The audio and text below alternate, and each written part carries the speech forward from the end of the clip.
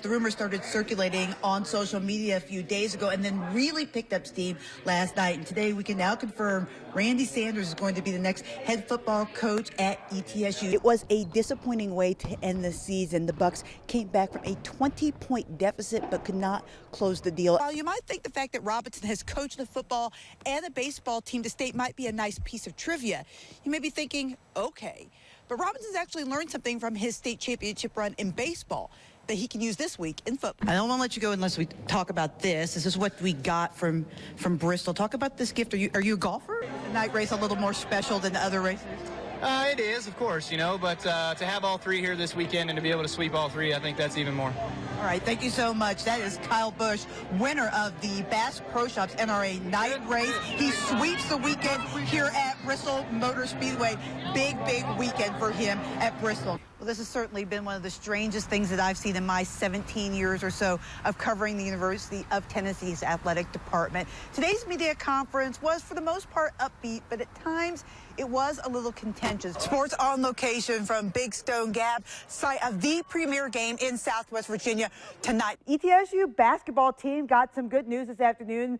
Senator Peter Jerkin has been granted a 6-year of eligibility by the NCAA.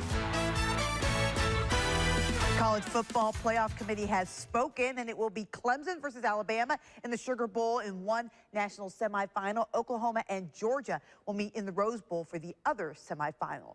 Clemson was the #1 team in the final rankings, followed by Oklahoma, Georgia, and Alabama. The winner of the two semifinals will meet in the College Football National Championship game January 8th in Atlanta.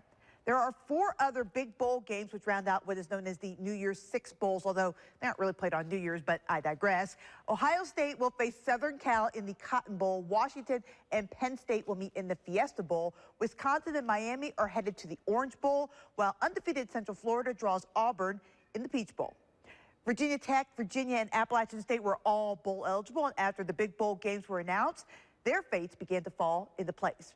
Virginia Tech will take on Oklahoma State in the Camping World Bowl. The Hokies have the nation's longest active bowl streak at 25 games and will face a 9-3 Cowboys team in Orlando December 28th at 5:15 p.m. Virginia is bowling for the first time since 2011. The Cavaliers will be headed to the Military Bowl to take on Navy. The midshipmen 6-5 on the season and still have 1 game left in the regular season next week versus Army. This bowl will be on December 28th at 1:30 in Annapolis, Maryland. And Appalachian State is headed to the Dollar General Bowl to take on Toledo. The Rockets are 11-2 on the season. This game kicks off at 6 p.m. on December 23rd in Mobile, Alabama. If you want something to take your mind off the soap opera that is Tennessee football, look no further than the Tennessee basketball program. The Vols were 5-1 on the season heading into the day, and their only loss came to a top 5 team in Villanova.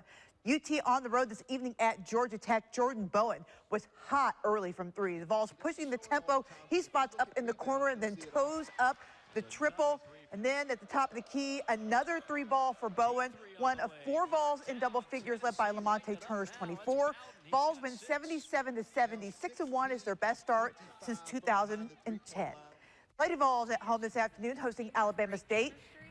Outmatched Hornets never had a chance in this one. Raina Davis drives the lane and then kicks it out to Jamie Nard for the jumper. UT started the game on a 12-0 run. More Tennessee. Anastasia Hayes goes among the trees and gets a hoop and the foul. The Lady Vols were up 35 at the half, and they didn't let their foot off the gas in half number 2. Hayes again driving the lane for 2. She was one of 6 Lady Vols in double figures. Mercedes Russell leads away with 22. Tennessee gets the big win, 104-51. ETSU women on the road at Winthrop. This game was all Bucks. Already up 11, Mallory Schur with the steal, and then she finds Tiana Tarter, who hands off to Raven Dean behind the defense for the lay-in. Dean had 12. ETSU was up 8 at the break. Second half, Bucks still rolling. The cross-court pass goes to Schur, who hits the jumper from the elbow. 2 of her 6 off the bench. And then it's freshman Erica Haynes-Overton. No one picks her up at the free throw line, so she says, okay, why not? I can shoot it from here. 2 of her team-high 16. Tarter also had 16 in a 74-63 ETSU win. If you're feeling a little NASCAR withdrawal this offseason, no need to worry. There are plenty of events this winter to whet the appetite. Take, for instance, this weekend's 50th annual Snowball Derby. Short track racing's Daytona 500, if you will. Dozens of drivers taking on the Five Flag Speedway in Pensacola, including NASCAR names like Harrison Burton, Corey LaJoie, and Noah Gragson, and of course, the guy who won the whole thing, Kyle Busch. Busch started the race 15th. We had a really strong car in the long run. We outran those guys. We were able to drive through there and pass them, and it wasn't a short sprint to the end, you know, and on tires or anything like that. So just couldn't be more proud of my guys and everybody on this team and for what all they do and how much hard work they do. This is Busch's second career Snowball Derby win. And that is a look at sports. Chris will be back with one final look at the forecast after the break.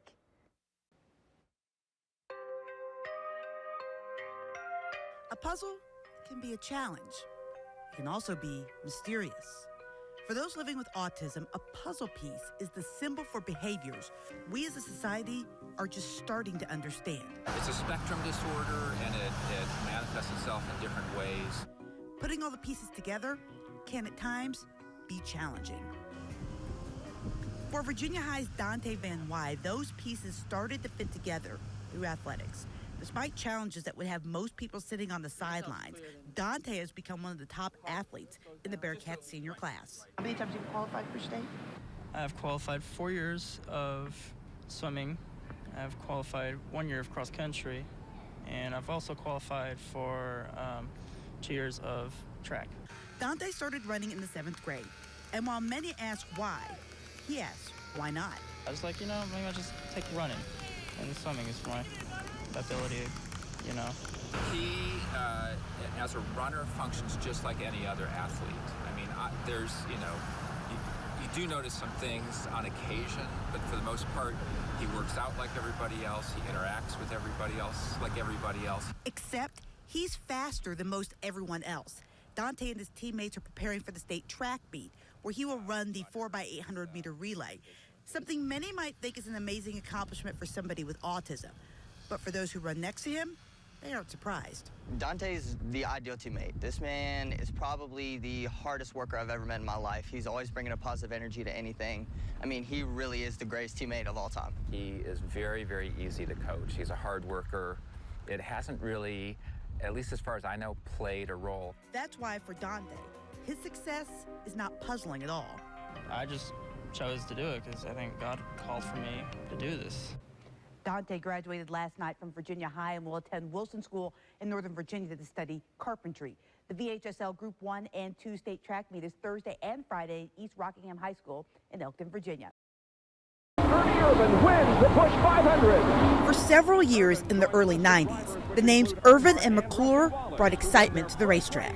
Jared Irvin has been selected by Martin McClure Racing to pilot the number 4 Toyota. In 2 weeks, those two names will be reunited on the track again, as Ernie Irvin's son Jared will drive for Larry McClure's nephew Eric at the K&N East Series race in Thompson, Connecticut. It's a story 2 years in the making, an opportunity or a question of how can we honor what my family accomplished, at the same time help our organization take the next step forward. Hal and Eric, they've been able to put programs together, and they've been able to do it, and I haven't been able to do stuff like that. So I'm excited about getting involved in it. The centerpiece of this deal is, of course, the iconic number 4 car, whose distinctive yellow paint scheme has already brought back a flood of memories inside this building. Most of these people I hadn't seen for, I don't know, heck, I've been retired for 15 years. So it's probably been 15, 20 years ago since I saw anybody. To see Ernie walk through the door and the reunion with he and my family is something that transcends the racetrack. Now those memories are being passed down to a new generation. And Jared had never seen a Kodak car in person. I've always seen videos of my dad racing, and definitely anyone I talk to, they let me know that he was a great race car driver. And new ones are ready to be made. Getting the facts right in Abingdon, Virginia. The whole group will all be back together. Heather Williams, News 5 WCYB. Long before Truex was a NASCAR champion, he was just a kid with a dream. There are hundreds, if not thousands like him across the country.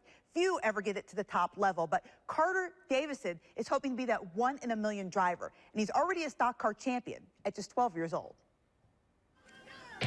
I started racing bicycles at 4.5. Santa Claus brought him a dirt bike, and the rest was history. The first time Carter Davidson jumped on a bike for a race, he knew this is what he wanted to do.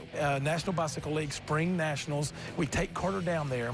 He goes about 30 feet, crashes. All the dust and dirt comes up. He's got tears coming out of his eyes. It looked like he was bleeding from his eyes. His mom was panicking. I go out there and get him up. I go, okay, buddy, are we done? What are we going to do? And he says, help me get back on the bicycle. Racing bicycles, it was really fun. It was a challenge. But the more Carter raced, the more he won. And he finally convinced his dad to let him make the transition from 2 wheels to 4. I said, if you win the state championship, I'll get you into go-kart racing. He said, okay.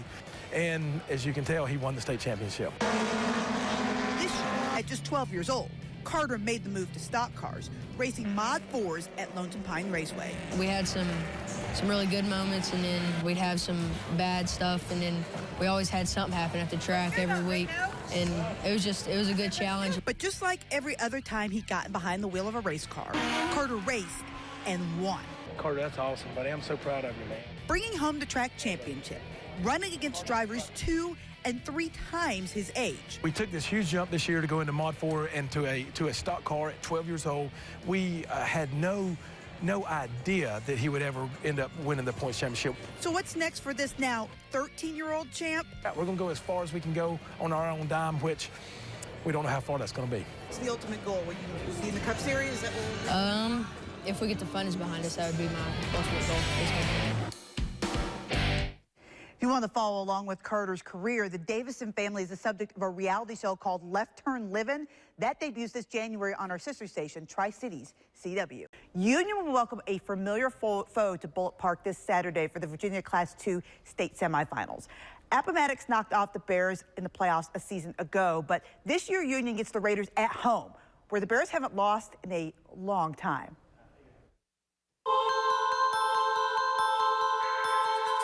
The reward is going to Bullitt Park, where the Bears have won 25 straight games. There's something about that magic at Bullitt Park. The Bullitt Park, I'm taking Union. Bullitt Park is just a different place. It's a different feel at Bullitt Park. For a road team to win here is hard. So hard, it hasn't happened since November of 2013. There's been some wild games. It's just overrun filming, just getting all support from the fans. So that's definitely a big advantage on our part. Some might call it magic. The Bears say it's something much deeper. I think it's just a combination of our fan support, and we've been very fortunate. We've got some good football players. I credit the players, our coaches. I mean, we come ready to play. But maybe, just maybe, there's a little bit of magic sprinkled in there too. The way the fans, they react, I mean, it is electrifying. Union is one of 3 teams still playing this week. The Bears will play Appomattox at 3 p.m. on Saturday. Chilhowie is on the road at Galax. That game is also at 3. And Greenville plays Springfield in the Tennessee Class 4A state championship game in Cookeville. That game kicks off at 4 p.m. and you can watch it on our sister station, Fox Tri-Cities WEMT.